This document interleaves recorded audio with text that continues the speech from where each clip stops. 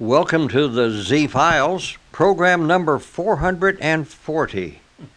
And Mayor Cadle, you have been on several of these programs since we discovered went back and looked at some history notes. Our first broadcast was January 2nd, 2009, out in Kenny's trailer. And my very first guest was brand new county commissioner, Wayne Harris. And you've been on more than one time over different events over these, 09, quite about a dozen years here. 8 years plus. That's right. Been on here several times and always enjoy doing it. Thank you for inviting me. Well, our topic that we're going to talk about a good bit in this particular program is a thing called the City Charter. The council has, after some town hall meetings and other events, they have decided to, and they have named a charter review committee, and that committee is getting underway, getting organized, and we'll find out how many meetings they're going to have over 90 days to decide what form of city government they may want to recommend that the city of Crestview has. And you've been through this discussion before. And I guess now in your years as mayor, you've had a chance to talk to other mayors in other cities, of both in Okaloosa County and in the north of Florida and around the state. So what is your immediate perception of the idea that looking at the way our city government is structured? I do believe that there needs to be a change of the structure. There's a lack of coordination from the ground up because we got basically three different sets of governmental agencies within the city of Crestview. So there needs to be some type of structure which pulls those together, that it's a pyramid type structure with one at the top or a group at the top and a manager below that. Well, it's like, if you're running a business and you've got a board of directors that are owners of that, they're only allowed to discuss that business in a public meeting once or twice a month, or even department heads have limited ability to tell what you do. Each department does their own thing, so to speak. The city has survived, though, and grown through all of these years for past more than 100 years, but of course we are in this growing pains part of life right now. That's right. Yes, there's a lot of growth going on in Crestview now. I think I talked to Wayne Steele just a day or two ago, and we have between 20 and 25 commercial projects going on in the city at this time. So the growth has continued through this era. The charter that worked really well in the 1960s doesn't work nearly as well now. However, it has worked, but there's always ways that it can be done better.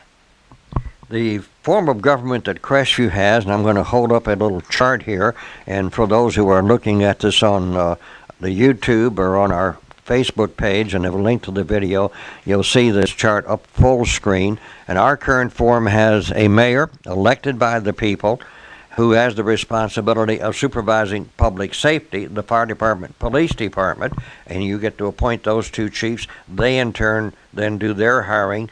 They may consult with you about prospective employees that they're going to bring on board. That's right. I sign off on all those, the ones that they hire or terminate. But I've hired two new chiefs since I have been here, both a police chief and a fire chief, recently with Tony Holland with the fire department. But those two departments answer to me, and we have a great working relationship. I am in contact daily, either in person or on the phone with both chiefs, and that has worked well for us. And in the dealing of the two chiefs, one was pleasant, what you had to go through to get to the new police chief, and in the fire chief, Joe Traylor made two good careers out of being fire chief and a fire guy too, and he brought up and almost raised up, you might say, some awfully good people behind him. That's right. Joe was here about 24 years, and tough to follow him because he took the department when there's about 10, 12 firefighters up to the 45 to 50 that we have today, and he built this department, going from one small station to three stations and a fourth one projected for the future in North Crestview, where there's a lot of growth coming, and we're ready. We have that land ready. So it was tough seeing him go. He was a great confidant. Spent a lot of time together, but he suggested, and I'd already agreed to it beforehand, that we brought Tony Holland up. He was the deputy chief and served under Joe Traylor for 20 years. And so it's just been a smooth transition, as I knew it would be. Well, as you look at the forms of government, you get to these other meetings and talk to other city officials. What is your perception of how other cities of our size operate compared to the way that Crestview is structured? Well, it depends on who you talk to. I know that most of the cities in this area have a council city manager form of government, and most of them seem to be pretty happy with their form. I've also talked with the mayor of Pensacola, which is a strong mayor form, strong mayor with a manager underneath him, and he thinks that works very well with him. So how the rest of them do, I don't know. And there's so many different ways that you can structure a city government.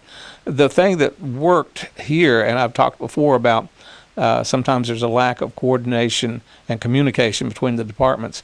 I made sure that I had worked with all the department heads. I had no authority over them, but we have worked together for years, and I would talk to them about problems that would come to me or complaints or letters that I would get. And so they worked really hard to take care of some of those items. But there really needs to be someone in charge of the entire operation, the way I feel.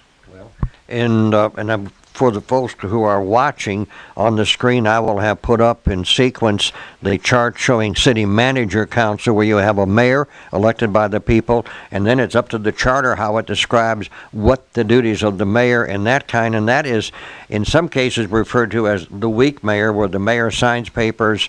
In some cities, the mayors conduct meetings. On some, they vote to break a tie. In some, and of course, if they vote, then they can't talk to council members in between meetings. I think Destin and Fort Walton both have that kind of a structure where the mayors conduct meetings. Have you gotten to know those mayors and how they feel about their form versus it? And some have a manager as well, though. Yes, I have talked to two of the mayors of Fort Walton Beach and Destin, and both those mayors conduct all meetings of the council. Now, where I do disagree with their form is that the mayor is allowed to break a tie. However, if the mayor is allowed to break a tie, he violates the Sunshine Law if he has private conversations with council members about pending issues that will come before them. If the mayor only conducts the meetings and still independent and does not break a tie, that's a person that the council members can come one-on-one and talk about ideas, talk about different things that the mayor may hear, and that sort of thing. So, in fact, the last charter that went before the voters I'd worked hard to get that changed, that the mayor would conduct the meetings and not have a vote on the council. And of course, for job description for elected positions, there is no description of what you have to have in qualifications other than being a citizen and a registered voter. That's correct. Yes, it is.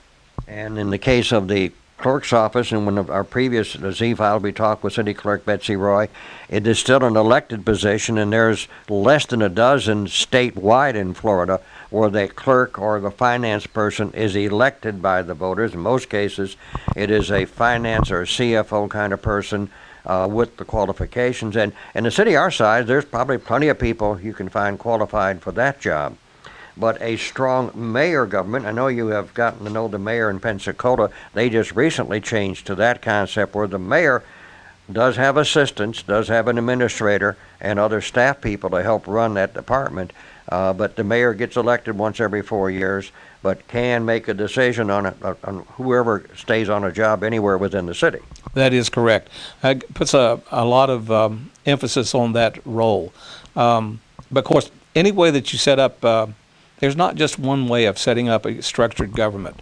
You can go the strong mayor or city manager council, and it's whatever you decide. That each of those roles will have whatever has been presented to them to be their roles, and how they would be hired or terminated. All that is written into each city's charter. Each city has some different ways of going about that. And in the meetings you do go to, League of Cities and the like, do you talk about these kind of ideas, or do you hear what other cities talk about and what they're doing, or in conversations one-on-one with some of these other elected officials? Yeah, it's really interesting because cities, whether they have different forms of government or not, pretty much face the same problems. Different kinds of problems that we talk about, the opioid problems that we have throughout the country, and that's in Okaloosa County. It's worse than you may hear because not all of that is reported to law enforcement.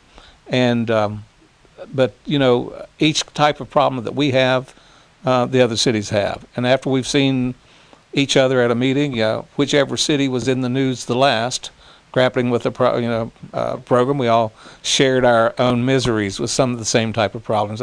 I noticed that Fort Walton Beach put their fire fees on hold, and we grappled with that for about a year or so ago before we put it on hold for a while. So everybody has the same kind of problems. Right. And one of the main problems that's facing cities right now is the looming the extra homestead exemption, which would put a dent in Crestview's budget by between $800,000 and $1 million. And that'll be 2 years down the road. We expect that will pass when it goes before the voters. So we're already looking at what do we do? Do we cut personnel? Do we cut services? And heaven forbid to raise taxes. You know, that's not going to, I almost can guarantee you that will not happen in Crestview. We have the highest as it is. So we have to be thinking about how we're going to pay for everything that comes before us. And that's a problem that so many times happens when people are wanting different things. I'm bombarded all the times about why do we not own more land? Why do we not have a pool? We have these sort of things, but no one ever mentions to me that they've done their research and know exactly how much something would cost. How many more employees would it take to oversee the different kinds of activities we would hold? And we have to keep that budget under control, and that's tough. Well, Fort Walton and Crestview they share, like many other Florida cities, there's a big chunk of the property in those cities that contribute very little to the revenues to operate that city, yet they still get fire and police protection. And in some cases, some of those areas in those older homes or homes where the value is not as high, so when you get to the homestead exemption and what the property's final taxable value is, they don't contribute much. Destin has the advantage of all those nice condos and the expensive businesses down there. Crestview is going to start gaining more in revenue because of the businesses that are coming in here and building here. And certainly I can see where Highway 90 is going to get to be just as busy as 85. Once we've got the Super Walmart at the north end of town, and the basic information that maybe you've heard and I've heard, that the store down at the south end gets remodeled and maybe becomes a Sam's. So then the typical Walmart shopper, they're all going to be heading north of 90 on 85. So think of that traffic light. Let me correct something right away, because if you want to get the real story on it, go to the people who run Walmart and ask them. And I asked directly about the rumors about it being a Sam's, and they said absolutely not. No, they would not. It is not going to be a Sam's. It's going to be a Walmart supercenter at both ends of town. Okay. Well, that keeps some of that traffic from having to go north then. That's right. We're hoping it'll keep some more traffic up that way and away from the I-10 interchange. Okay, and we've got 2 Publixes now. That's right. And you know, there's so many different people that are looking at us that we talk to a lot. They come in and check with, of course, they know the demographics as well as any that we do here, because they have people hired to do that sort of thing all the time. They look at the traffic. You know, it was always surprising to us in the last few years that they felt we didn't have enough traffic to warrant them putting a store in or something like that. That's sort of changed in the last few years now. They're seeing what has happened at Crestview, and of course, you know, as great as it is having more business come to town, of course, all of it adds to the traffic situation. And the governor, Scott, in his wisdom, just vetoed a large portion of the P.J. Adams Parkway and the Raspberry Road that was going to connect with that. And so we're sad about that. So now we're looking at different funds. Maybe we could get that road built out there, and the new interchange that the FDOT will put in at I-10 out there actually would make a connect with Raspberry Road and another way to get around and through the city. Right. But we'll see if we can get our finger into the Triumph Gulf Coast funds, which would help with that. Right. Well, we know that that within 5 miles of the radio station, and that's just a few blocks from where we're sitting at City Hall, according to the UWF circle study did for me, that 5-mile circle just crosses the PJ and 85 traffic light. There's 41,000 plus people, and only 20+ thousand live inside the city limits. That's right. People get very confused about that. You know, we have some wondering why they didn't know about election or they didn't get to vote, and we find out they're not voters in the city. They don't live within the city limits. Just because someone has a Crestview address does not mean that they're a registered voter in the city of Crestview. You have to live within the limits. Right. Now, we do know that we've got about 16,000, I think I had the number here, registered voters, 13,547 rather, active voters as of the end of May. That's right. That keeps growing.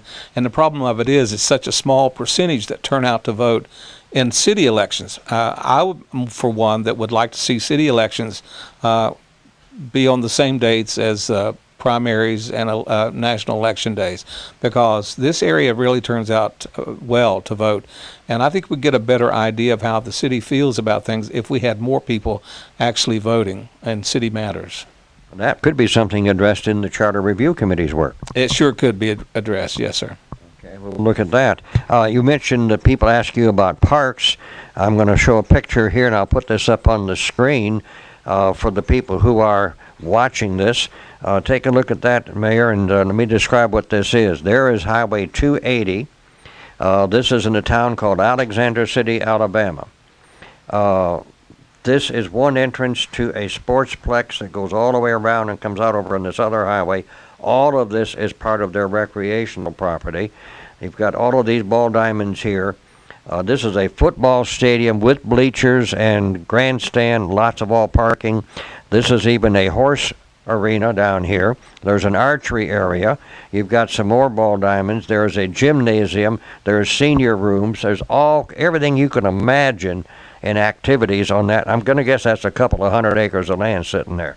And the city of Crestview does not have an extra 200 acres. This is a town of 14,000. And see, if we could get hold of that type of land, if we had the funds that could do that, that's the sort of thing that we really need in Crestview, because we have people on the traveling teams and that sort of thing that they're taking all their money to other cities who have this kind of amenities that we don't have. We are really hemmed in by the amount of land that we own, and we did get an offer here recently about another piece of land, but good bit of it was wetlands, which we would not be able to use. So we're having a tough time finding how to expand, and the recreation program needs to expand because we have more and more people coming into it, more and more youngsters wanting to play in the recreation leagues. Right. I think you may have been in the council when there was discussion, and I remember when there was an appraisal done on that piece of land the city owns behind the Brookmead Fire Station. And they came in with an appraisal in excess of $2 million then. And there was some people who talked about how they could build a building in there and do a lease purchase kind of thing like they did with the fire stations, or things like that can be done. And I remember talking to those guys after. I said, well, if the city kept ownership of that, but leased it to a developer on a 99-year lease, and let them build a hospital, medical offices complex on it. It's already elevated, so you could have a garage underneath it for parking, right? Right. And clean all that other stuff there can be hauled away. And then the revenue on that. And I said, well, how soon would it take to earn $2 million if you just leased it out to a developer rather than sold it for the $2 million? They said, depending on the interest rates at the time, 10 to 11 years, you'd get that $2 million. Then another 10, get another 2. The next 10, and do it for 99 years. How much recreation could you build with that kind of revenue coming in every year in 10 years? It would be great if you have the revenue stream, and that's what we are lacking right now. It's revenue streams. And about that certain piece of property, we have discussed it in the past and have not discussed it for some time now. Mm-hmm. There's some problems with it out there that we would have to rectify before we could go ahead with anything. But rather than sell it, keep ownership. Hey, and even take a mortgage on the building, build on it. Well, I'll tell you one thing that I'm really happy about happening is that, and I've lived in Crestview about 39 years now, and to see the expansion of our medical facilities and the specialists that are moving into town and opening up their practices here. That's when you mentioned that about being a possibility. And I know how good it was for me a few years back when I had cancer for a while, and I was able to be treated right in Crestview. That would not have been possible 15 years ago. Right. And so that was a great thing. I'm enjoying seeing that these doctors are coming here to make this home and make this better health care for all the citizens of North Okaloosa County. But let somebody build what's needed by the hospital, more offices for all these doctors and specialists, and then take that cash from the lease every year, and you could pledge that for a long time, building a lot of recreation complex or other things the city needs.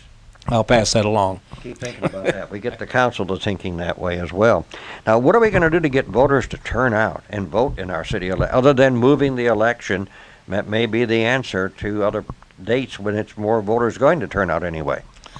You know, it has to be a high interest election. People get really involved in it, and we've discussed this at length. You know, of course, the supervisor of elections sends out flyers to each registered voter in the city. Everyone gets, if the supervisor of election has the correct address, you're going to get that flyer. And being more active, you know, with, well, of course, you know, in this last election, there were no signs out by the candidates. And the city is not allowed to put out signs, political signs. Mm-hmm. That's against the law. And, but if we could just get them energized about being really concerned about what is going to happen, how it's important to have people in office. It's just like currently, you know, we have a great many more people that are really concerned about the future of Crestview and wanting to be involved. However, a lot of those people did not turn out to vote in the last election. We've got to get the two meshing together, right. Being energized, working in the community, and also utilizing your vote, your right to vote. Well, of course, it has been suggested that for this charter question, if the charter committee makes a recommendation, the council would have to approve it and say, okay, we're going to put it to the voters. Either you've got to wait until another general election or do something special. Holding a special, get the voters there, would probably be a dismal failure. I'm going to bet you on getting the turnout. Mailing a ballot that can then be returned is a way to be done. And that may get a higher percentage of people returning if they know what they're voting about and voting for, and how you can educate them. And I know that they can put things in the mailing with the water bills in the utility bill, but I've learned from promoting the circus through there and in other things that I've seen done. Unfortunately, the people, maybe we'd have to put, if you don't read this, your water bill will double. And maybe they would read all the other stuff, and the bottom would say, just kidding.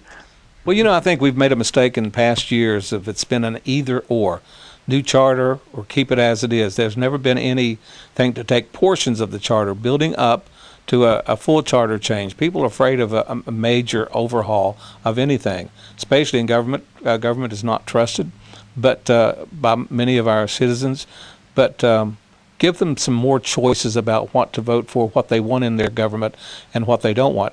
If they see something they don't like in a charter that's the entire charter goes before the voters, they'll vote against it for one thing. Mm-hmm. And so that's why we have to do piecemeal work up to when we can pass a charter that fully satisfies or more satisfies the citizens of this city. Well, I'm sure you've talked with the Fort Walton mayor and some of the folks there. They just did that. They had 7 questions on their charter changes on the last big election, and 6 of the 7 got yes votes, 1 did not.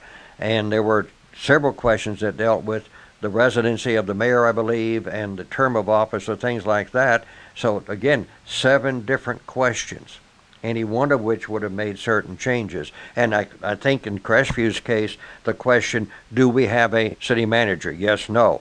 And or do we have a hired or elected city clerk? Yes, no. Well, if 30% were against one of those 2 issues and another 30 were against the other, then 60% resulted in voting no.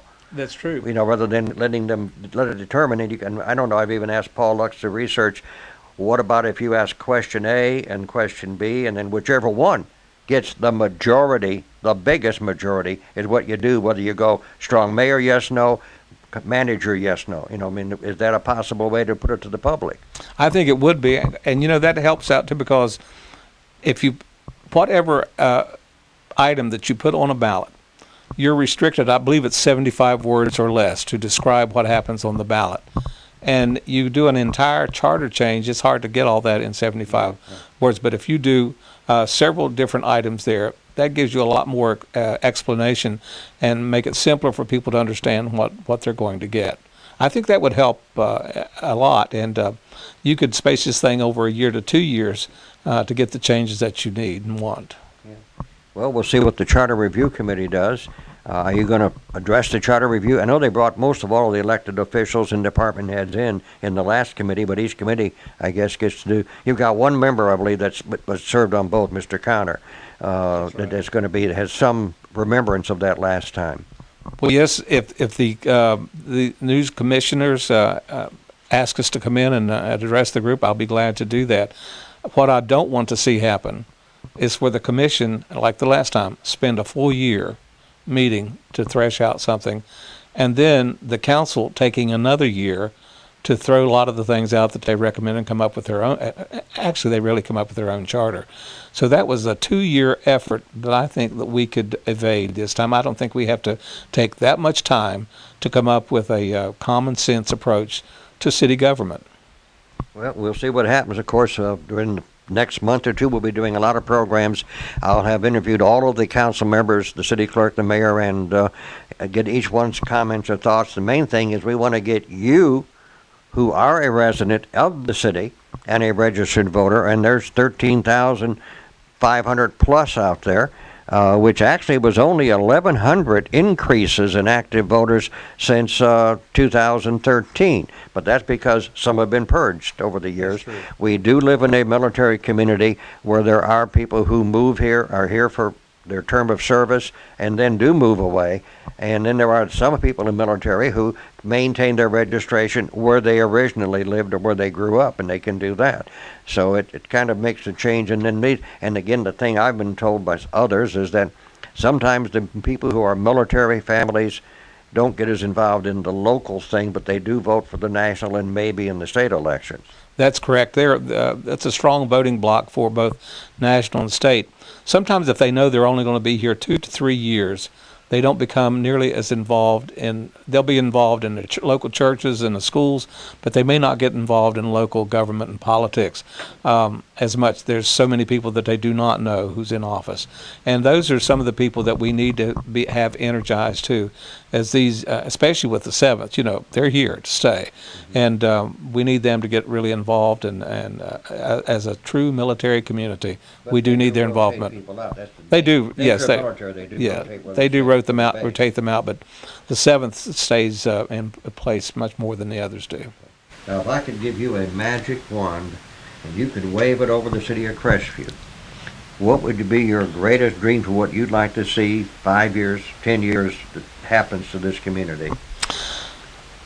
Well, of course, it comes to mind first, that the traffic situation be alleviated. Of course, we're not getting much help from Tallahassee on this, or any.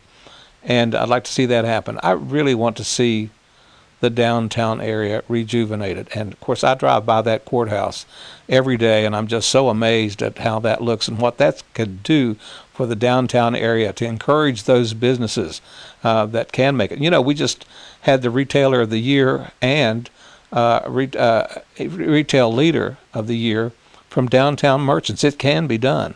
But it's going to help when we have all that traffic back, and I would like to see that happen. I'd like to see the buildings upgraded. I would like to see our codes upgraded. A lot of them are antiquated, and we have to clean those up. But it would be great to just see these businesses, help rejuvenate our economy, that we can alleviate the traffic problem, and become the greatest city that could possibly be for Crestview.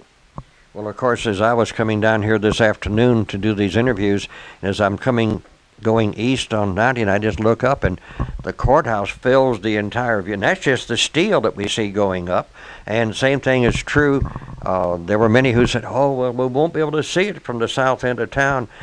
You get down here all the way at Hub City Smokehouse and look up that street, and there's that massive bunch of steel that once it's done, and if you look at the pictures, folks, that I've got on my Z-Files newsletter, and I'll throw them back up in this video for you, and you're going to see 12 gorgeous 2-story and a plus tall white columns out there.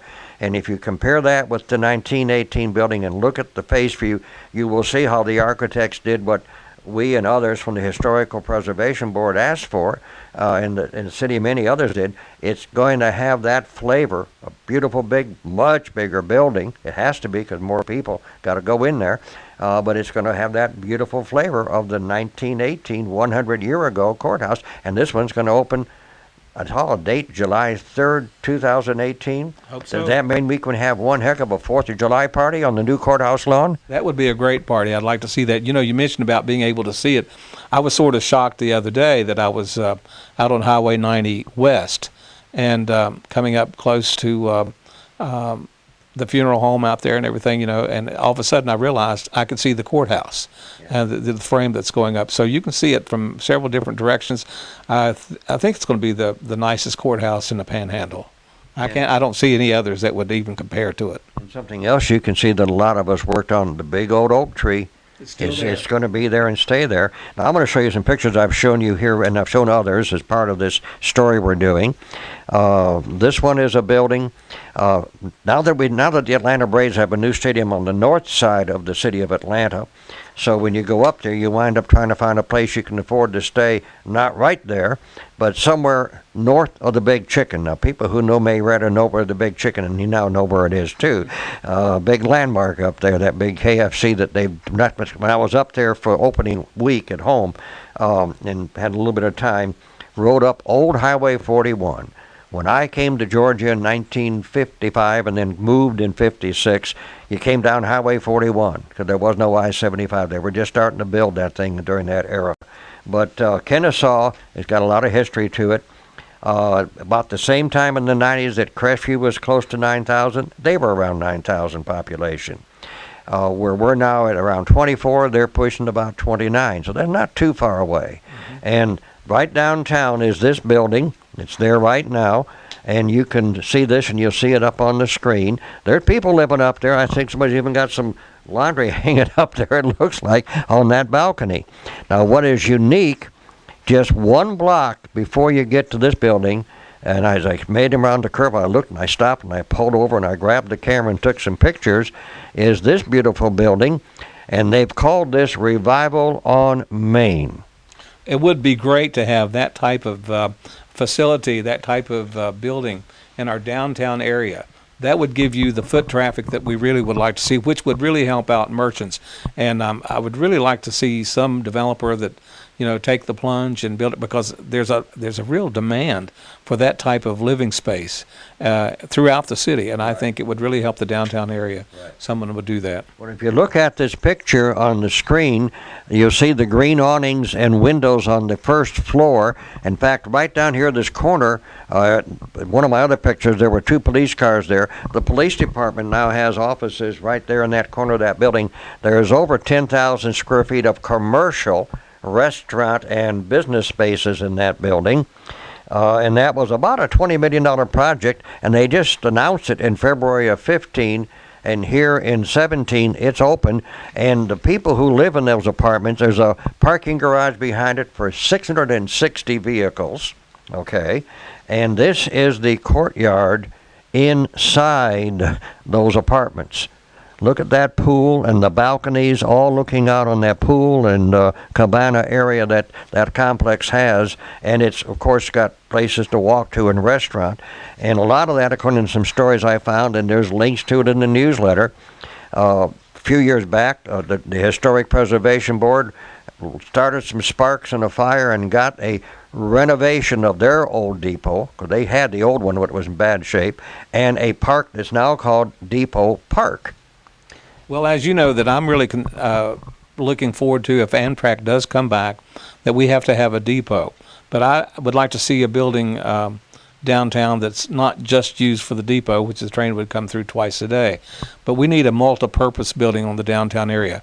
It would be great if we had an area where there's a meeting place in the downtown area that, you know, maybe 50 to 75 people could meet, add that to the downtown. Maybe that could share the building with a depot. There's so many different things that can be done in the downtown area to draw that foot traffic to Main Street. Right. And when I was looking up information on Kennesaw, I found an article from the Marietta, Georgia paper about the council voted 5-0 to approve construction of a residential development known as the Terraces at Depot Park. These will be, it's on a 2.8 acre of land right in the central business district. The mayor up there said, and I'm going to hope to get to interview him on one of my next trips up there. I'm going to make it a point to have some daytime to do it. He said, this fits the city's Livable Centers initiative, adds more residential density downtown. These are going to be 3-story townhomes, 1,900 square feet of living space, 2-car rear-loaded garages, terraces overlooking the depot park, and they're going to sell for $230,000 to $250,000. Now, that's 38 of those, and that's 38 couples or families or whatever downtown, again, plus those 250 plus. That puts a lot of people to go out and eat and go shopping. And I noticed, I saw an article, there was another big grocery store going to be built in the downtown area up there.